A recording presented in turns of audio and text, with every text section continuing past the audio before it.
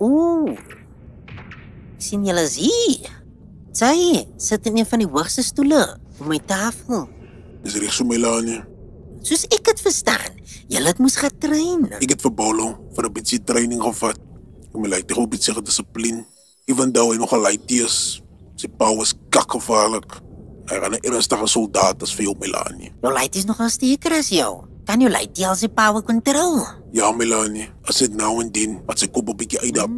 30 jaar terug vir jou gesteem Bantam se laities friek te maak. Hoe sterk was hulle laas? Was hulle sterker as jou?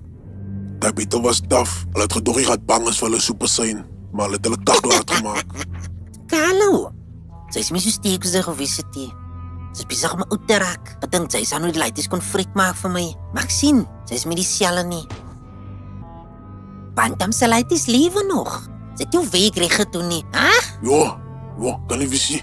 Dus ek het verstaan het sy vir my gesê hulle is friek. Lyk my sy kan jou huis reg skoon maak nie. As 'n nuwe ding wat sy kop het steek. Vandat ek weg was.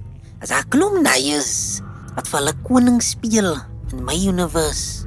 Die is my gronde. Ja, liewe hulle nog. Dan moet ek hulle friek maak. Gaat hulle in die hande kry, mag ek hulle nou friek. Geen my net kans, Melanie. Geen my net 'n tweede kans. Ek het klaar Bantam se laities gekry. Hulle stiek vir hulle weg in die Swati. Ek is jammer. Môre wil ek vir Paulo en Exen sien. Ek wil sien of hy Bantam se laities kan friek maak vir my.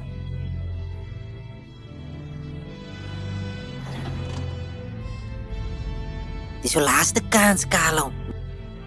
Toe hy Paulo steek is, lyk dit nie vir my gaat ek jou beklei nie. Wag en kyk maar môre wat gaan gebeur.